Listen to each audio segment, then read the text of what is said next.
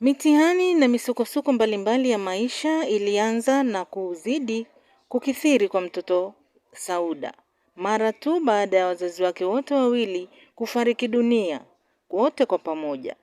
Ilikuwaje na jinsi gani alikabiliana nayo mitihani hii ya maisha? Ambatana na fuatana na mimi katika simulizi yetu hii nzuri ya mtoto yatima Sauda. Sauda ni binti wa miaka 14 ambaye alikuwa kahitimu shule ya msingi Kitunda na tayari matokeo yalikuwa yameshatoka. Huku binti huyo akiwa kapangiwa kwenda kuanza kidato cha kwanza katika shule ya sekondari Magawe. Alipoonekana kuingia tu pale, watu ndo walizidi kulia zaidi. Sauda alikuwa bado haelewi mauluelue tu yanayoendelea.